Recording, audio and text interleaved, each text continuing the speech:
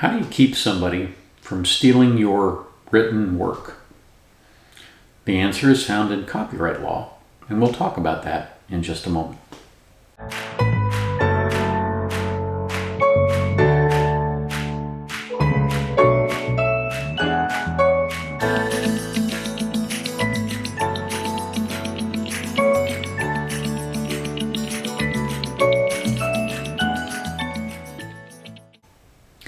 Federal law provides that when you fix something in a tangible medium of expression, it is instantly copyrightable, unless it is so ubiquitous that it simply doesn't have any original content. So the name Tom is not copyrightable because it's not original.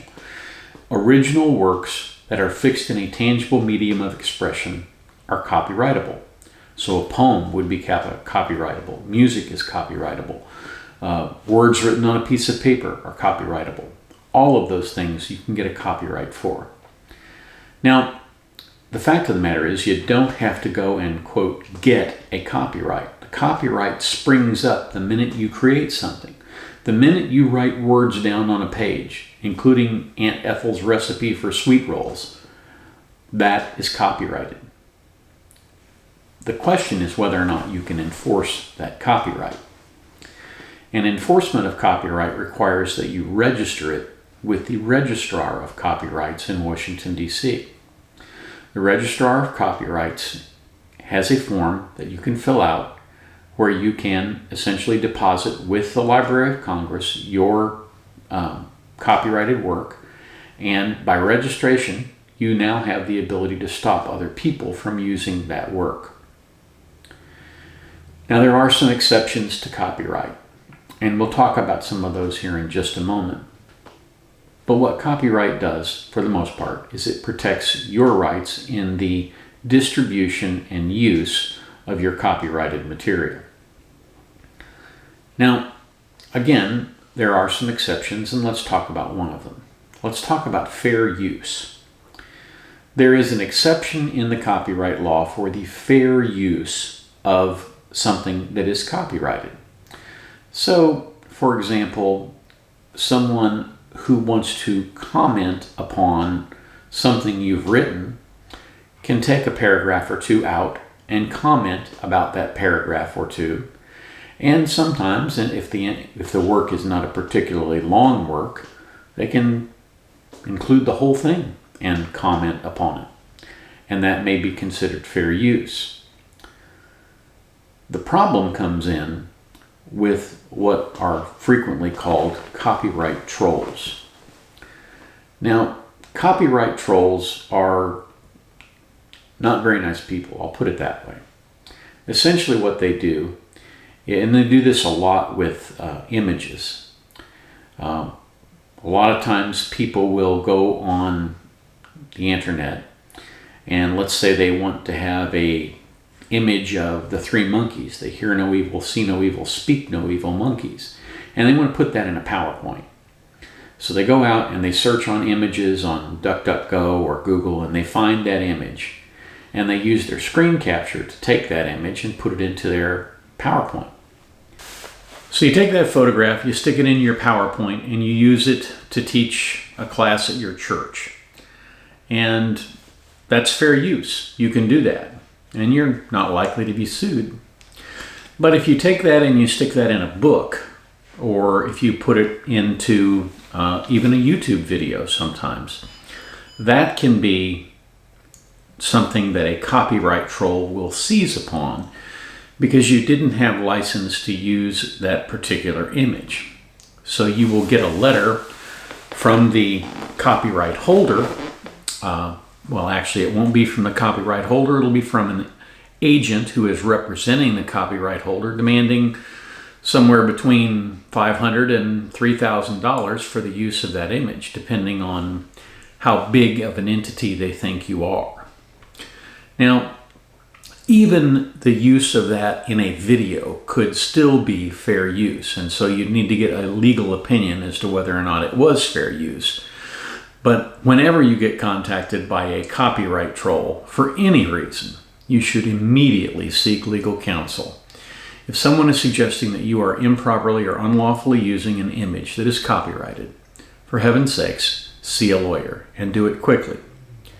Now, on a related subject, there is now a small claims court that is inside of the Copyright Office and that will handle small claims, which I believe are under $25,000, related to copyright infringement.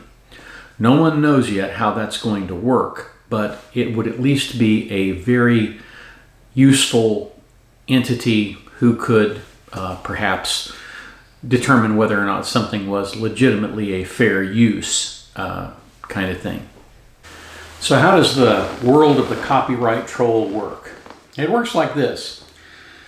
There are a lot of images out there that are copyrighted and that you may not know about.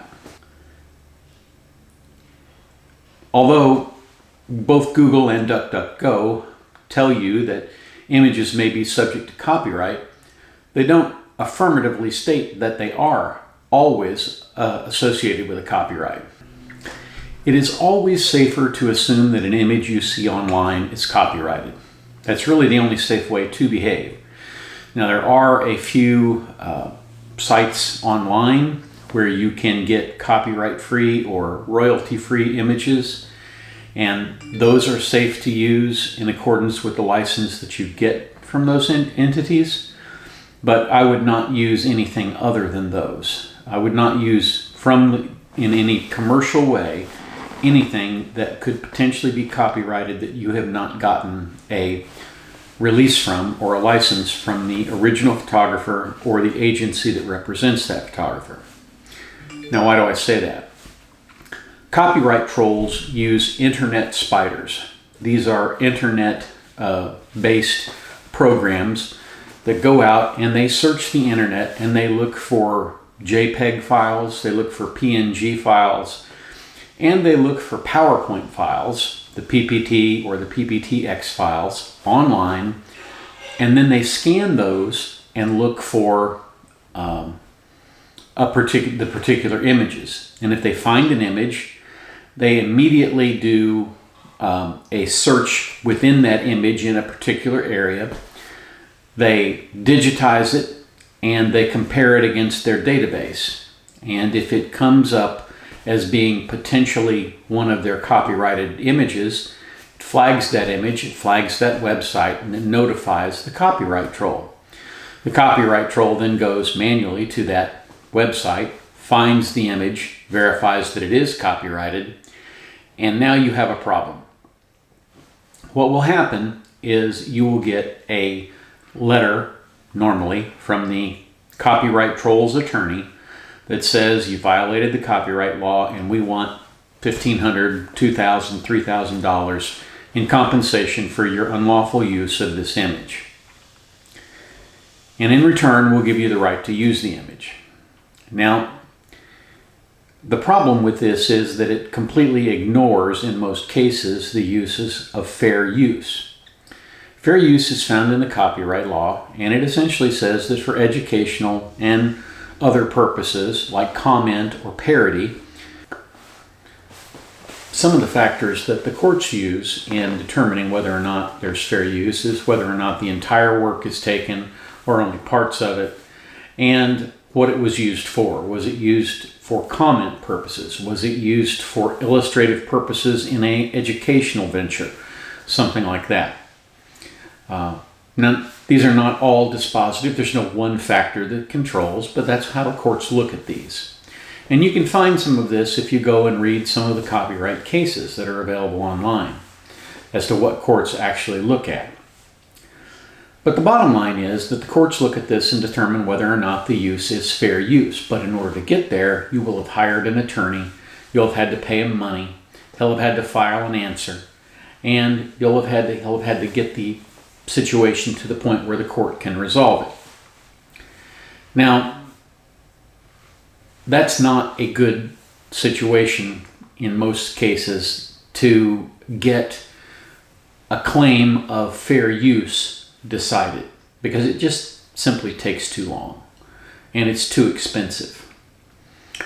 Several years ago, I represented a professional society, and that professional society had sponsored a seminar, a day-long seminar event at their headquarters in a northern state.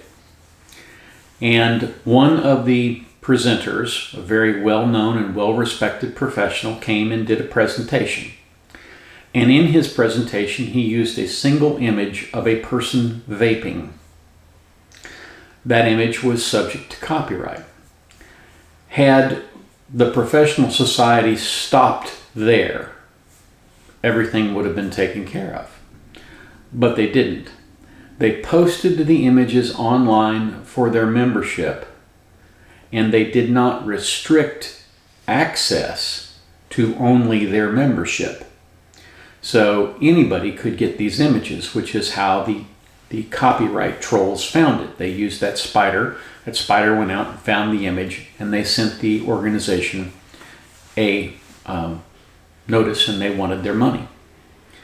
Now, the choice the organization had was to pay a fine, basically a fine of $1,500 for the use of this image, which wasn't even their image in the first place. They just happened to be the ones who put it on the internet. Or they could have gone to court and contested it. The reason they chose the $1,500 to demand for the use of this picture is that it's going to cost you about twice that to ever get to the point where you could contest this in a federal court. But that may be changing. Recently, with the stimulus bill, they created a small claims court in the Copyright Office. The small claims court is going to deal with copyright claims that are less than $25,000. And basically, it will be an expedited review, and it may very well be much more effective in terms of getting copyrights prosecuted, first of all, for the people who have a legitimate claim that their work has been stolen. And, for example, an image that they took was used without their permission. That may be a much more effective way to get them redress for their grievances. And for people who use it in a fair use context, it may be much more efficient to get a fair use determination there. The instructions and the forms and all of the regulations that will go along with that small claims copyright tribunal have not been written yet. And I don't know that they are actually accepting these cases yet. But that will happen soon. And that is something ultimately to look forward to. If you found this discussion of copyright law interesting, or you have other questions, please feel free to comment down below, and I will do my best to answer them either personally, or I will do another video to answer those questions. I appreciate you watching. Again, none of this is legal advice. If you need legal advice, you need to contact your own attorney and pay them for that legal advice. Thank you for watching, and have a terrific day.